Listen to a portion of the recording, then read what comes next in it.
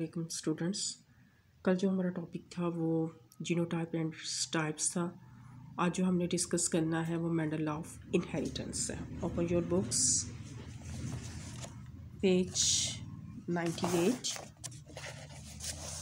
Mendel law of inheritance. ग्रीगर Mendel was a monk in Austria. Scientist का नाम था ग्रीगर Mendel. कहते हैं प्रीस्ट, पादरी, यानी कि जो चर्च के अंदर जो होते हैं इबादत के लिए उनके होते हैं फादर वगैरह, उनको हम मोंक या प्रीस्ट कहते हैं। He develop a fundamental principle of genetics. उसने जेनेटिक्स के प्रिंसिपल्स की क्या रखी थी, बुनियाद रखी थी, और जिसकी वजह से इसको हम फादर ऑफ जेनेटिक्स भी कहते हैं। Mendel proposed that there are special factors in organism which control the expression of trait and their transmission to next generation. Mendel ने क्या किया था, उस वक्त प्रपोज किया कि ऑर्गेनिज्म के अंदर स्पेशल फैक्टर्स होते हैं जो कि उसके ट्रेट को क्या कर रहे होते हैं, उसको कंट्रोल कर रहे होते हैं, उसके ट्रेट के एक्सप्रेशन को। और ये जो ट्रेट होते हैं ये नेक्स्ट जनरेशन को शिफ्ट होते हैं, और इन फैक्टर्स को बाद में नाम दिया गया जीन्स का। यानी कि उसने जीन्स जो थी वो बाद में वर्ड्स, यानी कि जब मेंडल्स ने अपने लॉ ऑफ इनहेरिटेंस पेश किया गया था तो उस वक्त जेनेटिक्स के बारे में ज़्यादा इंफॉर्मेशन नहीं थी। तकरीबन उसकी डेथ के काफ़ी देर के बाद उसके काम को दोबारा जो था वो क्या किया गया, स्टडी किया गया, और इस तरीके से बाद में देखा गया कि किस तरीके से उसने जो लॉ पेश किए थे वो जेनेटिक्स के अंदर किस तरह हेल्पफुल थे। और शौकिया जो था वो क्या था, खुद वो जो था एक पेशे के लिहाज से क्या था, प्रीस्ट था, लेकिन उसको शौक था उसके चर्च के अंदर जो था, उसका जो गार्डन था उसके अंदर उसने पी प्लांट्स की काफ़ी ज़्यादा उसके अंदर वेरिएशंस देखी थी, और उसके अंदर उसने अपने लॉस जो थे, इनहेरिटेंस के जो लॉ थे, वो अपने उसके बारे में डिस्कस किया था। अब ये था कि उसने कहा कि हर ऑर्गेनिजम्स के अंदर ट्रेट को कंट्रोल करने के लिए फैक्टर्स होते हैं, यानी कि उसने जीन्स को हम कहते हैं कि जीन्स जो होती हैं ये हमारे अंदर ट्रेट्स को कंट्रोल करते हैं, लेकिन उसने उस टाइम उसको क्या नाम दिया, फैक्टर्स का नाम दिया। और फिर कहा ये फैक्टर जो होती हैं एक जनरेशन से नेक्स्ट जनरेशन के अंदर ट्रांसफर्ड होती हैं। Mendel selected P plant. Mendel ने पी प्लांट को सेलेक्ट किया, पिजम स्टिवम उसका साइंटिफिक नाम था, बायोलॉजिकल नाम था। To carry out large number of experiments in his writing he gave reason for this selection. और उसने अब बताया कि क्यों उसने पी प्लांट को यूज़ किया था अपने एक्सपेरिमेंट के लिए। He argued that organism for genetic experiment should have the following features. और उसने दलाइल के साथ पेश किया कि एक ऑर्गेनिज्म जिसको उसने जेनेटिक एक्सपेरिमेंट के लिए चूज़ किया था उसके अंदर ये फ़ीचर्स होने चाहिए। ठीक है, तो पी प्लांट के अंदर ये सारी की सारी जो थी फीचर्स थी। There should be a number of different traits that can be study, कि डिफरेंट ट्रेट्स होने चाहिए उस ऑर्गेनिज्म के अंदर जिसको तो आगे स्टडी किया जा सके। यानी कि अगर हाइट है, हाइट के अलावा उसका कलर जो है, उसकी शेप वगैरह, जैसे पी प्लांट के अंदर जो थी उसने सीड की शेप थी, सीड का कलर था, उसके अलावा फ्लावर का कलर था। ठीक है, तो डिफरेंट ट्रेट थे उसके अंदर। Organism should have contrasting trait. Contrasting trait वो ट्रेट जो एग्जिस्ट करे मोर देन वन फॉर्म में। ठीक है, और उसको अल्टरनेटिंग ट्रेट भी कहते हैं। मिसाल के तौर पे अगर हाइट है तो हाइट में क्या है, टॉलनेस है, और उसका अल्टरनेट ट्रेट क्या आ जाएगा, ड्रॉफनेस या छोटा कद आ जाएगा। अगर बीच गोल है तो दूसरा बीच जो है वो रिंकल, यानी कि एक ट्रेट जो एग्जिस्ट करता है मोर देन वन फॉर्म में उसको हमने कंट्रास्टिंग ट्रेट का नाम दिया।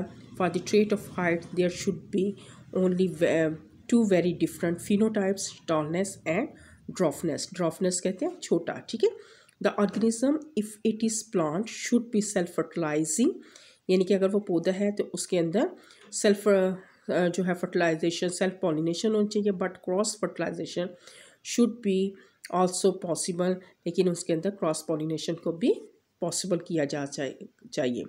The organism should have short but fast life cycle. उसका लाइफ साइकिल जो है मुख्तसर होना चाहिए, लेकिन क्या होना चाहिए, तेज़ होना चाहिए। अब यहाँ पे मे भी पॉसिबल, ये चार्ट पॉइंट में why Mendel select pea plant, ठीक है। तो ये यहाँ तो आपने there should be number of different traits that can be study, ठीक है। उसके अंदर ये सारे के सारे फीचर्स प्रेजेंट थे। या जेनेटिक एक्सपेरिमेंट के लिए जिस ऑर्गेनिज्म को चूज़ करें उसके अंदर क्या फीचर्स होनी चाहिए, ठीक है, ये आनी चाहिए, ठीक है। अब all this features are present in the pea plant, ये सारी फीचर्स जो थी पी प्लांट के अंदर प्रेजेंट थी। Normally flower of P plants allow self pollination, P plant के अंदर क्या था, सेल्फ पॉलिनेशन होती थी, क्योंकि उसका जो फूल था उसके गिर्द जो उसके सेपल्स वगैरह थी उसके गिर्द एक ख़ास किस्म की कवरिंग होती थी, जिसकी वजह से उसके पोलन ग्रेन्स जो होती अपने ही, ठीक है, पोलन ग्रेन जो होते थे वो स्टिग्मा तक पे गिरते थे, जिसकी वजह से उसमें सेल्फ पॉलिनेशन होती थी, क्रॉस पॉलिनेशन नहीं थी होती। Cross pollination can be done by transferring pollen grains from the flower of one plant to flower of another plant. लेकिन उसने क्या किया कि मेंडल ने क्या किया, उसके अंदर क्रॉस पॉलिनेशन की। क्रॉस पॉलिनेशन के क्या किया कि एक फूल के पोलन ग्रेन्स को, ठीक है, दूसरे पौधे के पोलन जो थे फ्लावर तक उसने क्या किया, ट्रांसफर किया। ईच ट्रेट इस तरह एक फ्लावर को उसने मेल के तौर पे बना लिया और दूसरे को फीमेल के तौर पे। Each trait study in P plant had 2 distinct form, और हर ट्रेट की जो थी वो डिस्टिंक्ट फॉर्म थी, नुमाया फॉर्म थी उसकी। Mendel succeed in his experiment not only because he selected the right organism for his experiment, but also because he analyzed the result by using the principles of statistics। यानी कि उसने, लेकिन ना सिर्फ उसने क्या किया था कि राइट ऑर्गेनिज्म को यूज़ किया था, बल्कि उसने अपने रिजल्ट को एनालिसिस किया था, कैसे उसके अंदर उसके मैथमेटिकली यूज़ किया था, रेशोस वगैरह को यूज़ किया था, जिसकी वजह से वो कामयाब हुआ था। अब ये था कि मेंडल ने जो पी प्लांट यूज़ किया था उसके अंदर डिफरेंट ट्रेड्स थे, 7 पेयर ऑफ ट्रेड्स थे, 7 कंट्रास्टिंग पेयर थे, ठीक है। मिसाल के तौर पे 1 2 3 4 5 6 7, ठीक है। तो कंट्रास्टिंग ट्रेड क्या हुआ, वो ट्रेड जो एग्जिस्ट करे more than one form, the trait which exist more than one form that are contrasting trait. और पी प्लांट के अंदर कितने थे, हाउ मैनी, 7 पेयर, ठीक है, 7 पेयर थे कंट्रास्टिंग। मिसाल के तौर पे सीड शेप था, वो रोंड भी थे, और रिंकल, रिंकल कहते हैं झुरीदार थी, ठीक है। सीड कलर अगर देखा येलो भी थी और ग्रीन भी थी। फ्लावर कलर जो था पर्पल भी था, वाइट भी था। और उसके बाद पोट शेप, फली की जो शक्ल थी वो फ्लैट भी थी और कंस्ट्रिक्टेड भी थी, यानी कि उसको झुरियाँ भी पड़ी हुई थी।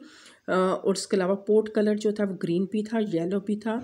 फ्लावर पोजीशन जो थी वो क्या थी, एक्सल पे थी भी थी, टर्मिनल, ठीक है, ऊपर फ्लावर बने हुए थे और नीचे भी टर्मिनल पे भी थे।